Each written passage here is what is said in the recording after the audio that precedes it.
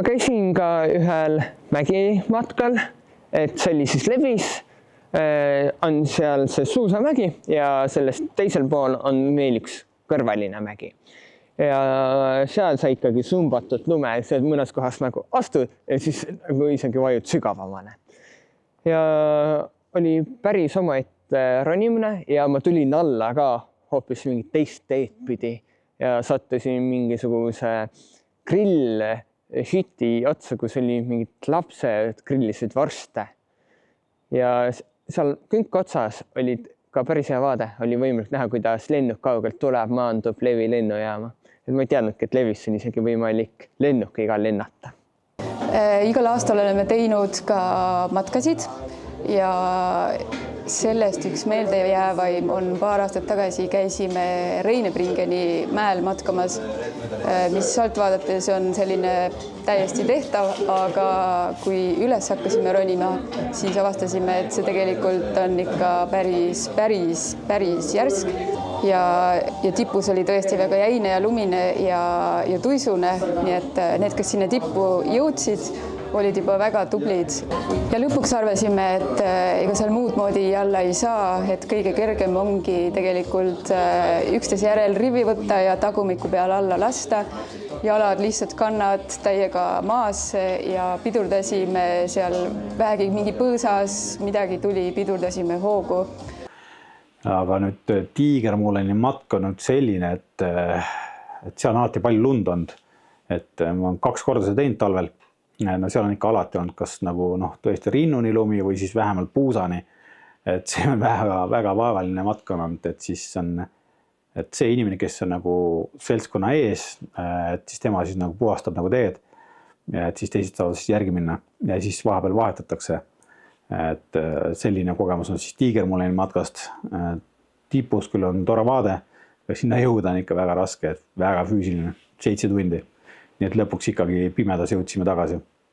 Veel üks tore meelestus oli, kui me käisime mägimatkal ja lumi oli nii paks, et see oli kuskil puusani ja see oli, kui astusid peale, kukkusid puusani sisse ja proovi siis niimoodi palun mätke ronida, et see oli raske.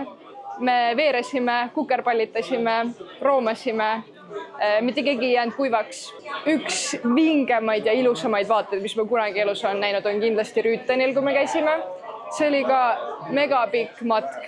Me käisime vist, ma ei tea, mitu kilomeetrit kokku, aga kõige toredam kilomeeter oli mäest üles ronimine, kui pulsisagedus oli vist, ma ei tea, 200.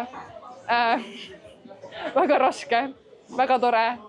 Vaade oli totally worth it ja ei vahetaks seda millegi vastu. Et 12/10 ja soovitan.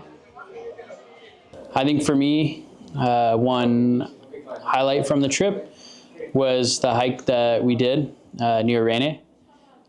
We went up, I thought what was going to be a pretty easy hike. So we started walking and it was pretty easy. There was a lot of snow and stuff, but it was really pretty. The views were spectacular.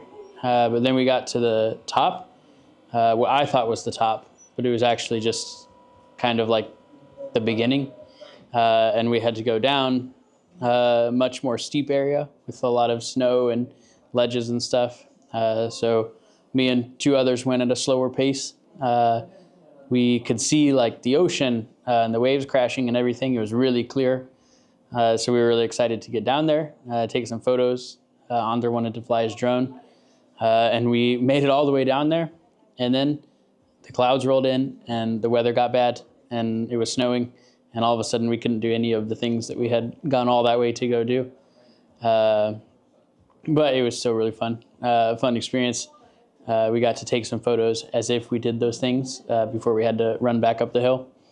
And then coming back on that hike, the view over the water was just really pretty with the sun shining on it. It was golden, and it was just really spectacular.